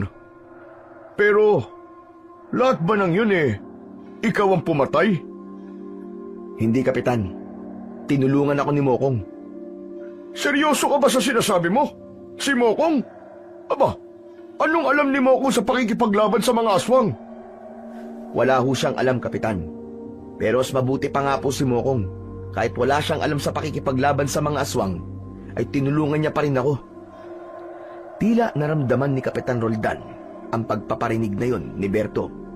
Umurong ang dila nito at hindi agad nakapagsalita. Alam kong nangako ko sa'yo. Natutulungan kita makipaglaban sa mga aswang. Pero, ang totoo kasi niyan, Berto ilang araw na sumasakit ang dibdib ko. Nagpatingin ako sa doktor noong nakaraang linggo at nalaman ko na meron pala akong sakit sa puso. Kaya iniwasan ko muna ang mapagod. Pasensya ka na, Berto. Bakit hindi niyo naman kagad sinabi sa akin ang tungkol dyan, Kapitan? Para naintindihan ko kung bakit hinahayaan niyo akong makipaglaban ng mag-isa. Saka, ang ganda naman ng timing ng pagkakaroon mo ng sakit sa puso, Kapitan. Kung kailan ako nagdesisyon na makipaglaban sa mga aswang, ay saka ka nagkaroon ng sakit. Kung mapapansin mo, ay hindi ako lumalabas ng aking bahay dahil pinayuhan ako ng doktor na magpahinga. Kung nagdududa ka, ay papakita ko sa yung resulta ng check-up ko. Pakiramdam ko kasi, iniisip mo na nagsisinungaling ako sa iyo, Berto eh. Sa bibig mo na nanggaling ang mga salitang yan, Kapitan. Pero wala na akong oras para tignan ang resulta ng check-up mo. Marami pa akong mas importanteng gagawin sa araw na to. Ang gusto ko lang ho, ay maalis na po kaagad ang katawan ng mga aswang sa harapan ng bahay ko. Sige, Berto. Gagawin ko kagad. Maraming salamat ulit sa pakikipaglaban mo para sa ating baryo. Tumango na lamang si Berto at umalis na si Kapitan Roldan. Nang araw na yon, ay naisipan niyang magtungo sa bahay ni Mokong dahil nais niya itong makausap tungkol sa kanilang kapitan. Pagkarating niya sa bahay ni Mokong, ay nasa gitna ito ng pag-aalmusal. Oh, Chong! Ang aga mo magpunta rito ah! Ay, teka! Nag-almusal ka na ba? Hindi pa nga eh. Dami kagad kasing tao sa bahay gawa ng mga bangkay ng aswang. Nagpunta rin dun si Kapitan Roldan at pinaringgan ko siya tungkol sa hindi niya pakikipaglaban sa mga aswang. Talaga? Nagawa mo yon? Eh, anong sabi niya? Nagalit ba siya sa'yo? Hindi naman, pero mukhang masama ang loob niya. Ang katwiran niya ay may sakit daw siya sa puso, kaya hindi niya ako tinutulungan. Nagtataka lang ako, Chong eh, kung kailan ako nagsimulang makipaglaban sa mga aswang, isa ka naman siya nagkaroon ng sakit sa puso. Parang tama ka nga, nakakaduda si Kapitan. Hindi ko nga lang matukoy kung anong dapat kong malaman tungkol sa kanya. Gusto mo bang magmanman ako sa bahay niya, Chong? Hindi, wag na. Hindi magandang ideya yan. Baka mahuli ka pa niya kung ano pang isipin niya. Ano ka ba? Magaling ako magmanman. Kita mo? Hindi niya ako mahuhuli. Sigurado ka ba? Anak nang, wala ka bang tiwala sa akin? Hayaan mo. Kung ano man ang makikita o malalaman ko, ay sasabihin ko agad sa'yo. O sige, kumain ka na muna. Mabuti na lang at marami akong biniling pandesal. Baka naman, pwede mo na rin akong ipagtimpla ng kape. Anak nang, ako na nga nagpaalmusal tapos ako pa ang inutusan. Pero sige na nga, sandali lang. Mag-iinit lang ulit ako ng tubig. Nang tumayo si Mokong, ay nahulog sa malalim na pag-iisip si Berto. Bigla siyang kinabahan sa kung anuman ang maaari nilang malaman tungkol kay Kapitan Roldan. Halatang kaduda-duda ang kilos ng kanilang kapitan. At kung meron man itong itinatago sa kanilang lahat, sisiguraduhin niya na malalaman din niya yon sa lalong madaling panahon. Matapos mag-almusal ni Berto sa bahay ni Mokong, ay nagdesisyon na siyang bumalik sa kanyang bahay. Nadatnan niya na hinahakot na ng mga tanod at ilang kalalakihan ang mga bangkay ng aswang. Naging abala si Berto sa buong maghapon dahil medyo marami nagpapagamot sa kanya. Nakapagpahinga lang siya pagsapit ng hapon. Habang kumakain ng hapunan, ay napatingin si Berto sa mahiwagang bibe na nakaupo sa papag. Salinday, pwede ba kitang makausap sandali? May mga kailangan lang akong itanong sa'yo. Hindi nagtagal ay narinig ni Berto ang tinig ni Salinday na nagmumula sa bibe. Nandito na ako, Berto. Maaari mo na ako makausap. Ano ang iyong itatanong? Salinday, ang dami ko nang napatay na aswang nung nakaraang gabi. Hindi pa rin ba natatapos ang aking misyon? Hindi pa, sapagkat hindi pa bumabalik sa akin ang alaga kong bibe. Nadami nang napatay kong aswang? Pambihira. Ilan pa ba ang aswang na kailangan ko mapatay para matapos na to? Kung iyong mapapansin, ay isang grupo silang sumalaki sa iyo kagabi. Ibig sabihin, ay merong nag-utos sa kanila. Teka. Ang ibig mo bang sabihin meron silang sinusunod na pinuno? At ang mga aswang na nakalaban ko ay puro mga alagad lang, ganun ba? Tama ka, Berto. Sa oras na mapasnang mo na ang kanilang pinuno, hindi na sila magkakaroon ng lakas ng loob na sumalakay dito sa San Simon.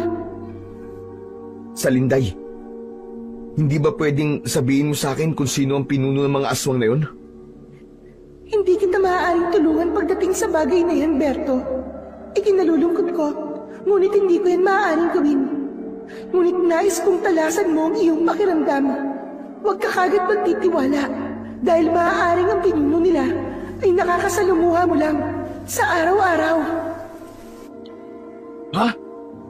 Sino naman sa mga taong nakakasalamuha ko ang pinuno ng mga aswang? Wala nang nakuwang sagot si Berto mula kay Salinday. Napakamot na lang siya sa likod ng ulo niya, sabay iling. Pambihira. Ito talagang si Salinday, oh.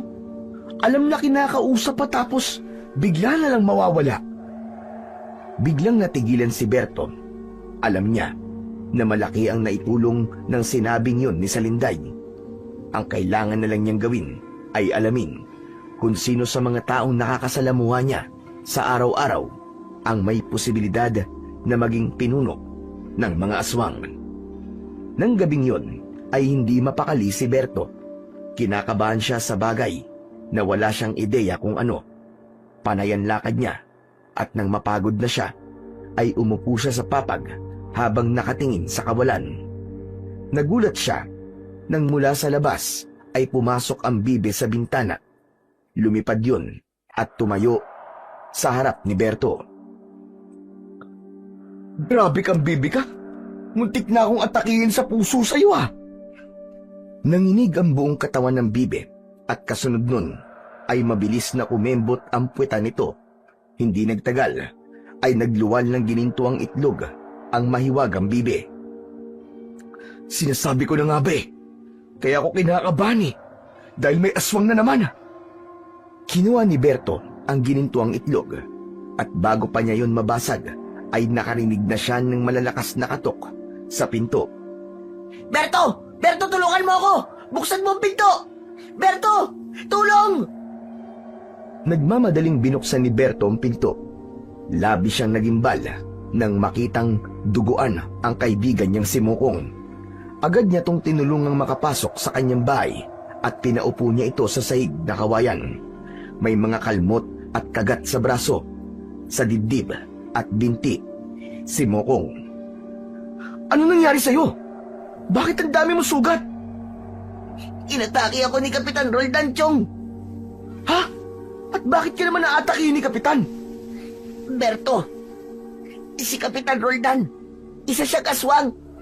Kitang-kita ng mga mata ko habang nagmamanman ako sa labas ng bahay niya. May kausap siyang aswang sa likod ng kanyang bahay. Narinig ko na si Kapitan Roldan ang pinuno ng mga aswang dito sa ating lugar. Ano ka mo? Totoo ba yung sinasabi mo, Mokong? Hindi ko gagawing biro ang ganitong bagay, Chong. Saka tignan mo nga ako. Lahat ng sugat na meron ako ay dahil kay Kapitan. Nahuli niya kasi ako na nakikinig sa usapan nila nung aswang. Tapos, nag-anyong aswang siya sa mismong harapan ko. At sa kanya ako inatake. Mabuti na nga lang nagawa kong makataka sa kanya. Umiim ang bagang ni Berto. Doon na niya napagdugtong-dugtong ang mga pangyayari. Alam na niya kung bakit hindi siya tinutulungan ni Kapitan Roldan sa pakikipaglaban sa mga aswang dahil ito mismo ang pinuno ng mga kalaban niya. Huwag ka mag-alala, Mokong. Haharapin ko si Kapitan Roldan ngayong gabi. Sisiguraduhin ko na matatapos na ang kasamaan niya. Binasag ni Berto ang ginintuang itlog at kinain niya ang laman nun. Naramdaman niya ang pagdaloy ng lakas sa kanyang katawan. Dala ang matalas niyang itak ay lumabas siya ng bahay, pero hindi pa man siya nakakalabas ng kanyang bakuran ay dumating na si Kapitan Roldan. May malaki yung ngiti sa muka. Hindi mo na kailangan magpakahirap na puntahan ako sa aking bahay, Berto. Ako na nagpunta rito sa'yo. Walang hiya ka, Kapitan. Niloko mo kaming lahat. Napakagaling mo magpanggap na hayop ka. Hindi ko nakasalanan kung bakit napakadali niyong maloko dito sa San Simon. Ano bang kasalanan namin sa'yo? At ginagawa mo to sa amin? Anong magagawa ko? Kailangan kong pamunuan ng mga aswang na dating pinamumunuan ng aking ama.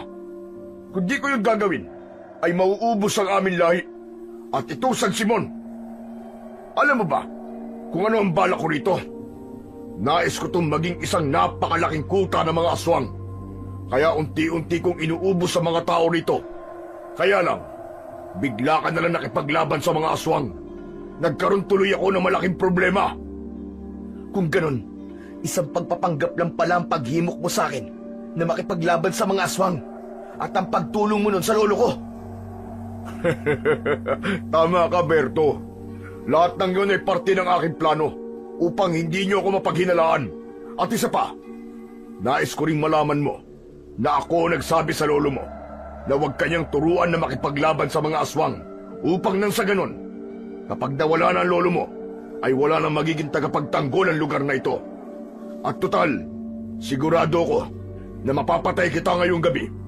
Gusto ko na rin malaman mo ang isa pang katotohanan. Ako ang pumatay sa lolo Ambu mo, Berto. Pinatay ko siya dahil sagabad siya sa plano ko sa lugar na ito. At ngayon, ikaw naman ang isusunod ko sa kanya. Hayop ka! Napaka-demonyo mo, Roldan! Hindi ko akalain na magagawa mo yung kay Lolo Ambo matapos niyang maging mabuting kaibigan sa'yo. Pero magandang sinabi mo yan sa akin dahil mas nagkaroon ako ng dahilan para tapusin na ang buhay mo. Pagkasabi nun ni Berto, biglang nagbago ang anyo ni Kapitan Roldan. Mula sa pagiging tao nito ay naging isa itong aswang. Naging matutulis ang ngipin at kuko nito at ang mga mata nito ay namumula at nanlilisik. Mistulang nagbabagang apoy. Inunahan ni Berto si Kapitan Roldan sa pag-atake. Tinangka niyang tagain ang leeg ni Kapitan Roldan, ngunit naisalag naman ito ang matitigas nitong mga braso. Parang bakal ang balat ng aswang. Umikot si Berto at tinangkang tagain sa tagiliran ang kalaban, ngunit tumalon si Kapitan Roldan at sumugod kay Berto. Nagtagisan sila ng lakas. Sunod-sunod ang tagang pinakawalan ni Berto. Kinailangan niyang mas lakasan ang kanyang pagtaga upang magawa niyang sugatan si Kapitan Roldan. Ngunit sa isang iglap, biglang nawala sa paningin ni Berto si Kapitan Roldan. Napatingin siya sa paligid hanggang biglang lumitaw ang aswang sa kanyang harapan at isang malakas na suntok sa tiyan ang tumama sa kanya. Sa sobrang lakas ng suntok ay naisuka niya ang ginintuang itlog. Tumulo ang laway niya habang ang katawan niya ay unti-unting nanghina. Muling lumitaw si Kapitan Roldan sa harap ni Berto. Tinangka ni Berto na lumaban pero isang sipa sa tadyang ang tumama sa kanya. Sinundan yun ng malalim na kalmot sa kanyang dibdib. Nang sipain siya ni Kapitan sa likod, ay padapa siyang sumubsob sa lupa. Nabitiwan ni Berto ang kanyang itak. Gagapang sana siya para kunin yun, ngunit tinapakan siya ng mariin ni Kapitan Roldan sa likod. Huwag mo kong itulad sa mga nakakalaban mong aswang. Hindi ako kagaya nila, Berto. Higit na mas malakas ako sa kanila. Walang hiya ka talaga. Napakasama mo. Hindi ka magtatagumpay. Isinusumpa ko. Huwag mo nang paasahin ang iyong sarili dahil walang makakapigil sa mga gusto kong mangyari. Sa kalagayan mo ba ngayon, ay kaya mo pa lumaban? Kayang-kaya na kitang patayin ngayon, Berto! Hanggang sa biglang lumabas si Mokong sa bahay. Agad na nakita ni Berto ang ginintuang itlog na hawak ni Mokong. Berto! Saluin mo tong itlog! Ito na! Ibinato ni Mokong ang itlog sa kanya, pero mabilis yung sinalo ni Kapitan Roldan. Kakaibang itlog na to. Kulay ginto. Sa palagay ko, ay di ko nagmumula ang iyong lakas. Tama ba ako? Akin na yan! Ibigay mo sa akin yan, hayop ka! Base sa iyong reaksyon, ay mukhang napakahalaga ng itlog na to para sa iyo. Kung ganon, ay tama nga ang aking hinala. Nang dahil sa itlog na to, kaya ka biglang lumakas. Kaya hindi ko hahayaan na magamit mo pa ang itlog na ito. Ilit na nilingon ni Berto ang aswang na si Kapitan Roldan. Binasag nito ang itlog gamit ang isang kamay. Laking gulat ni Berto nang biglang nasaktan si Kapitan Roldan nang kumapit sa palad nito ang laman ng ginintuang itlog. Agad nito yung itinapon sa lupa. Kitang-kita ni Berto na nalapnos ang kamay ni Kapitan nang dahil sa laman ng itlog ng bibe.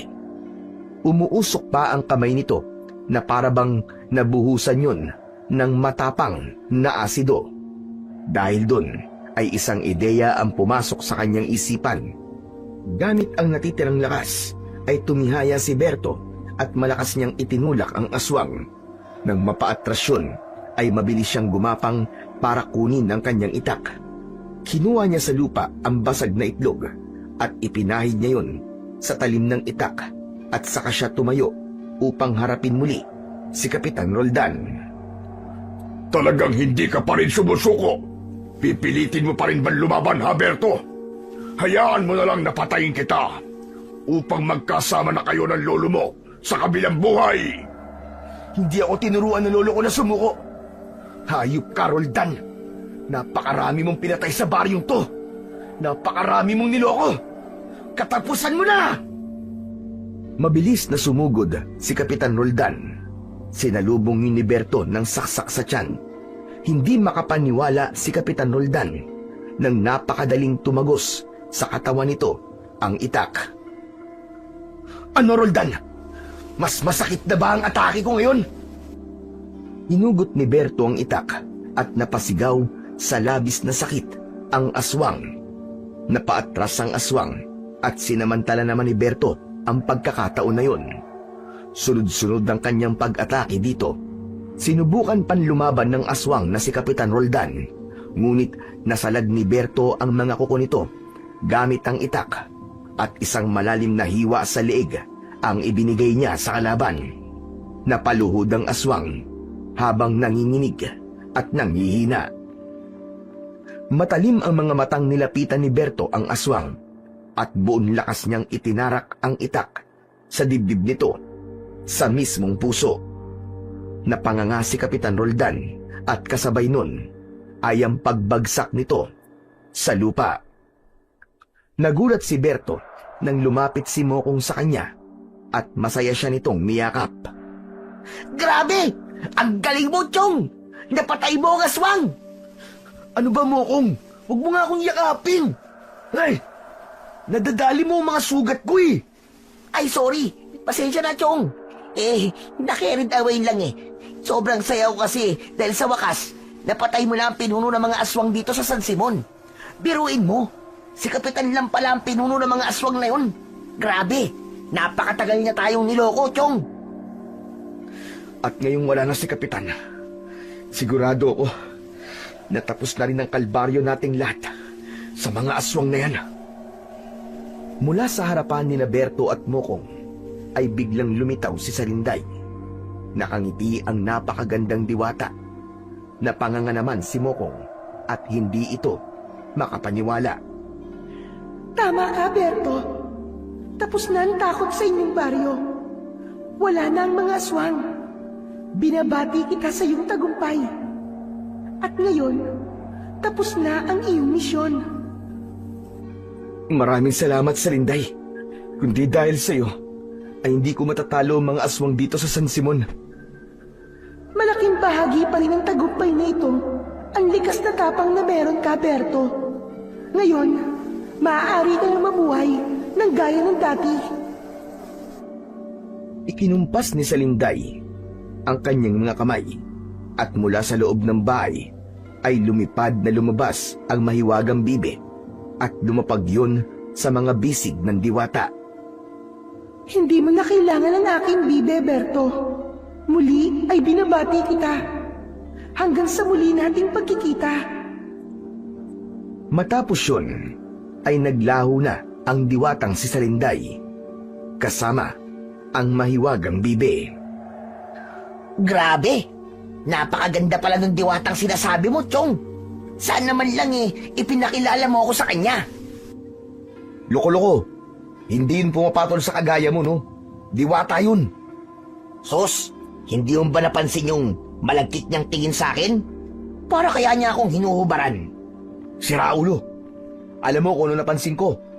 Yung napakalakas mong ilusyon. Alam mo, ang mas mabuti pa tawagin na lang natin ang mga tao. Kailangan nilang makita at malaman na si Kapitan Roldan ang pinuno ng mga aswang dito sa ating baryo. Tara na! Teka, Chong! Hintayin mo ako! Marami ang nagulat nang malaman na si Kapitan Roldan pala ang pinuno ng mga aswang sa San Simon. Ganun pa man, mas marami ang nagpasalamat kay Berto sapagkat nabigyan niya ng tuldok ang pagpatay ng mga aswang sa mga inosente sa kanilang lugar. Matapos ang matinding laban, ay bumalik na sa normal ang buhay ni Berto. Tuluyan niya nang tinanggap ang pagiging panot niya dahil napagtanto niyang sadyang may mga bagay na hindi niya kontrol. Bagkus ay mas pinaghusay pa niya ang pagiging albularyo upang mas makatulong siya sa mga kababayan niyang may karamdaman. Natutunan ni Berto na ang tunay na lakas ay hindi lamang galing sa kapangyarihan, kundi sa pagtanggap sa sariling kahinaan at sa pagtulong sa kapwa nang walang hinihiling na kondisyon. Pero sa kabila ng lahat, hindi siya nagpakampante. Nagsanay siya sa pakikipaglaban sa umaga kasama ang kaibigan niyang si Mokong at nagbabantay naman sila pagsapit ng gabi dahil naniniwala sila na ang mga masasamang elemento ay nariyan lamang at naghihintay ng tamang panahon para muling maggasik ng lagim. Pero alam din ni Berto na hindi sila pababayaan ng Diyos at sa tulong ni Diwatang Salimbay ay muling magpapakita ang bibe upang magamit niya ang kapangyarihan ng maywagang gininto ang itlog nito upang matalo niya ang puwersa ng kasamaan.